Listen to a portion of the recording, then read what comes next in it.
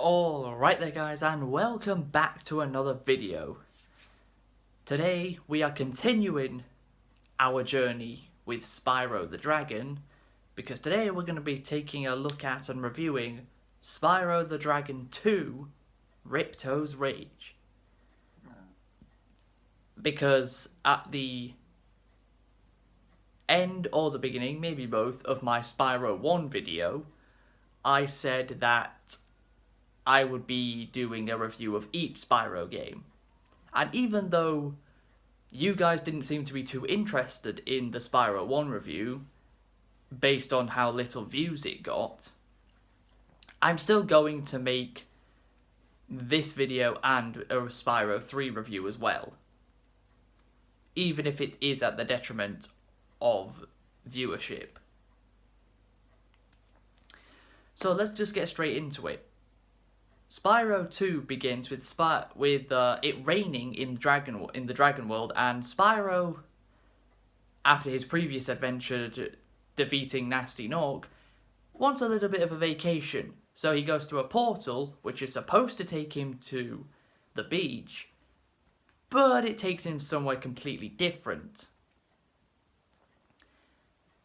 It takes him to a different world, where a little red guy by the name of Ripto is the ruler of it. He's the guy that in the thumbnail that Spyro is about to flame in the ass.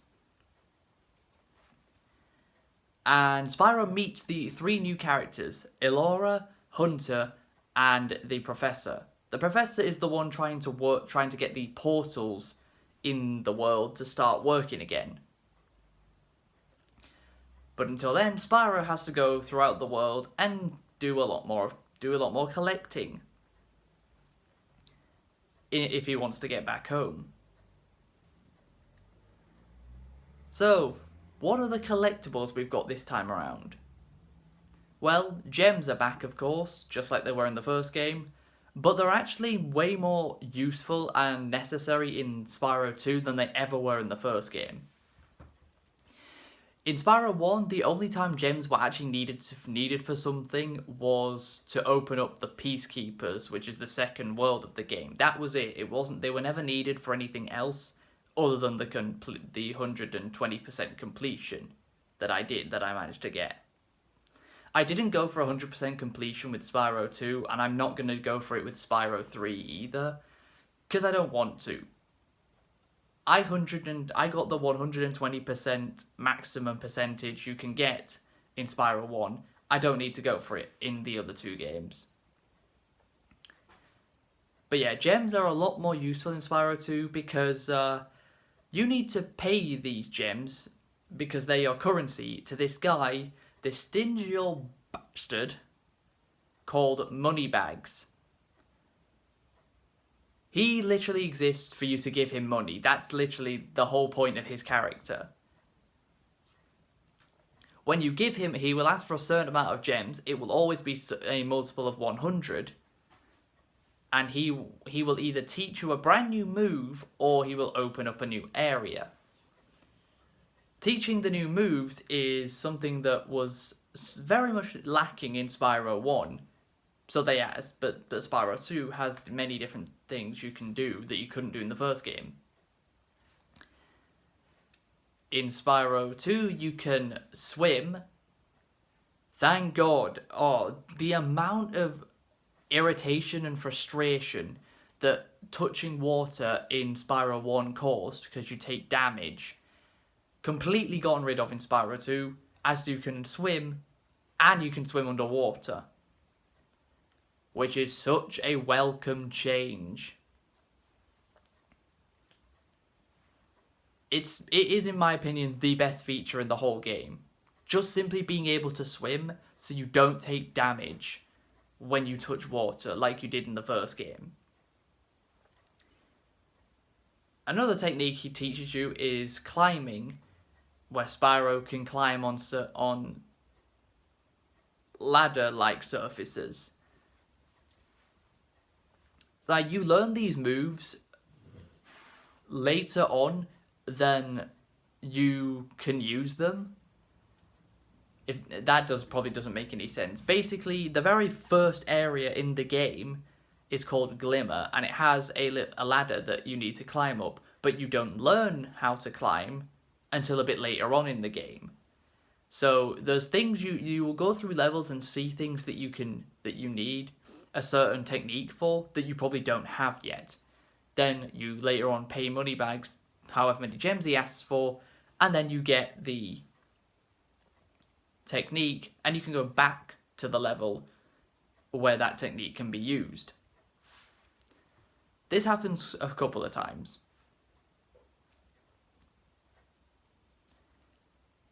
And your other main collectible, other than gems, are these green mystical orbs. They've swapped out the dragon eggs and the dragon crystals for mystical green orbs. Now these things, there's usually between 2 to 4 in every level. Most levels have 4 of these orbs, and they also, pretty much every single level in the game has 400 gems exact each time. There's not much variety in the amount of gems you collect per level, it's usually always 400. But these orbs aren't important for you at the very beginning, but you will want to collect as many of them as you can throughout the game, because they're the only things that can open up the final boss fight of the game. To open up the final boss, you need a total of 40 green orbs. And these orbs aren't just scattered around in the level like the dragon crystals were in the first game. No, you have to go up to a specific character, and you'll know who it is because they will have the green orbs icon above their head. You talk to them, and they give you a challenge that you have to do, and if you complete it, they give you a green orb. There's only like 1 or 2 of these orbs that are actually just scattered around the level, and it's usually in the hub worlds of the game that you can collect. But all the green orbs in the levels within the hub world have to be gotten by doing some sort of challenge. This could be defeating enemies. This could be breaking open different objects, clearing out, blasting open gate doors. They give you all sorts of things to do for these orbs. But now let's go on to the power-ups, because Spyro 1 did not have any power-ups. Spyro 2 very much rectifies that and gives us some. These power-ups are obtained by power-up gates that are in different levels. These gates are opened by defeating a certain amount of enemies. The gate will have a number on it, and that is how many enemies you have to defeat. Yeah, enemies don't give off gems when you defeat them anymore. They give off these some very small blue particles that travel towards the gate and then go into the gate when they get there. And when you've defeated the amount of enemies it tells you to, the gate will become active and you can go through it and you will gain a certain power-up. This could be fire projectiles, which can be used to break through armor, and it can also be used to break through metal. These metal like geyser things that normally in the first game you'd open by flaming a rocket, and then the rocket would fly into the metal geyser and it would destroy it. Well, the flame projectiles can do the same thing. You have flight, so you can fly around the area for a short amount of time. There's invulnerability. This could be to fire or to poisonous water. And one of my personal favourite, the super jump power-up, where you go through the gate and Spyro jumps really, really high into the air. And does like 10 front flips while doing so. It's pretty damn cool. And I guess I might as well mention the final technique Moneybags gives you. You've got swimming, climbing, and basically a ground pound from Mario, which can be used to destroy these targets on the ground, which work the same way as the metal geysers, but you can actually just destroy them yourself without any need for a power-up. They give you a number of gems.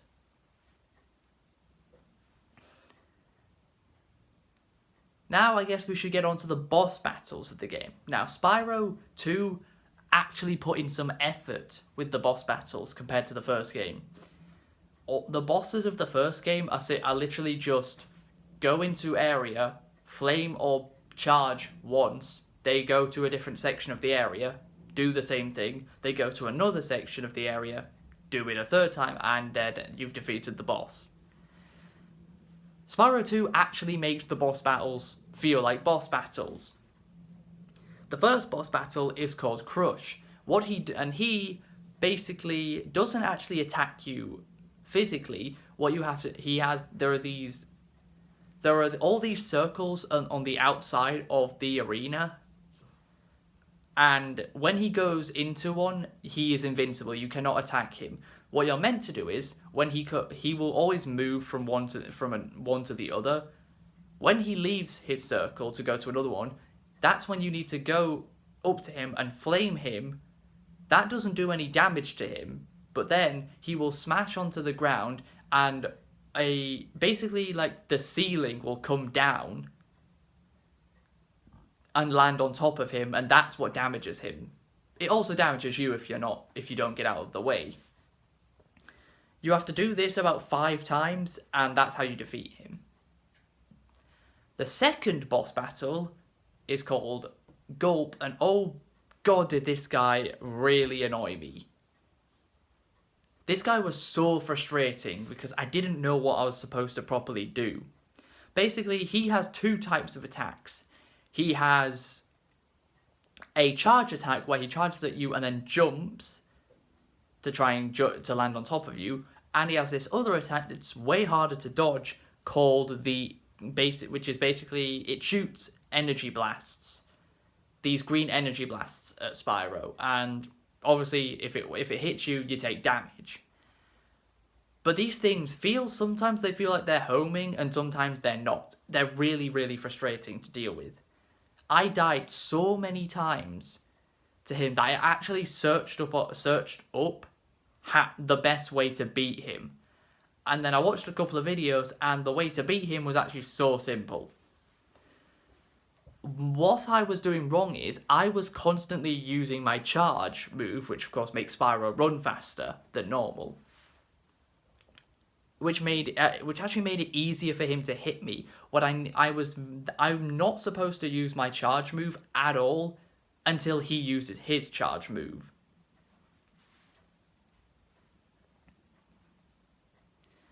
And the way to damage him is you can't simply just damage him by flaming or charging him. Basically, these bombs will get either a bomb or a rocket will be dropped down onto the arena, and Spyro basically has to grab it with his mouth and shoot it at Gulp. That's how you damage him. But every time you damage him, he smashes his arm onto the floor, and it destroys all the bombs and rockets in the area. So the most effective way to take him out is to get a rocket, get close to another rocket, shoot him, hope it hits him, and then grab the other rocket before he does his slam attack, which means you can damage him twice in one rotation. When I decided to try out the way I'd seen in videos to defeat him, I beat him, I did it first try.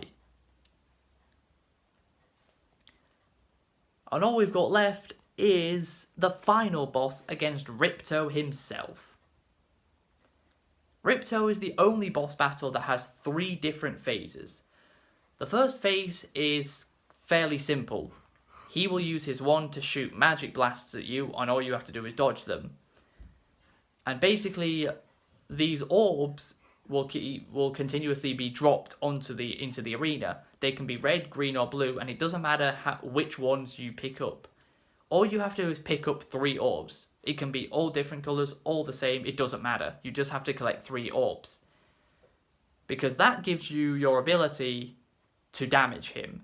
And he can also collect these orbs, so which give him a special attack of his own. So you need to be careful to make sure he doesn't get any orbs as well, because he can do pretty much whatever you can. But when you defeat the first phase, we get a second phase where he's basically riding a bull, a like mechanical bull. But it's pretty much the same thing. It's rinse and repeat to defeat the second phase. Then comes the third and final phase, and definitely the hardest phase of the fight.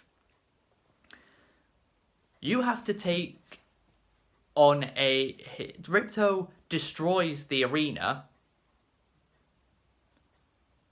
and he obtains a super orb, which gains him a mechanical pterodactyl, which he's on top of, that's flying around. Spyro also consumes one of these mystical orbs, and then he starts flying. The final phase of the boss fight is done exclusively flying. You have to shoot projectiles at Ripto while flying and try and make sure to avoid the projectiles he's shooting. As from the Spyro 1 video I made, I talked about how the flying controls are the most unreliable part of the whole game. That hasn't changed here, and it's very difficult to defeat him.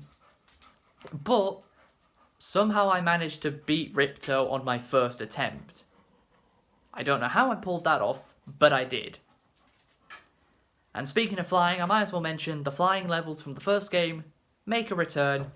They're exactly the same as they were in the first game, meaning I don't need to do them because I already did them in Spyro 1, and I'm not going for 100% completion in Spyro 2 or 3, so I'm not even going to be bothering with them in Spyro 3. And that just about wraps it up for Spyro 2 Ripto's Rage. Overall thoughts, it's definitely better than Spyro 1. It is definitely an improvement. The power-ups were a very good addition to the game. Moneybags is a funny character, even if he is even if the only reason he exists is to steal your money.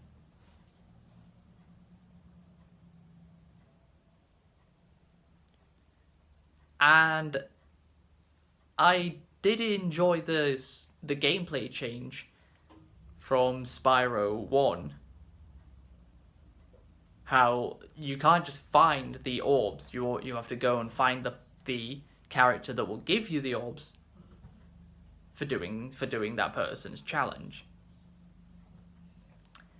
That's going to do it for this video. I hope you guys have enjoyed. If you have, please be sure to leave a like, subscribe if you're new, and until next time, catch you later.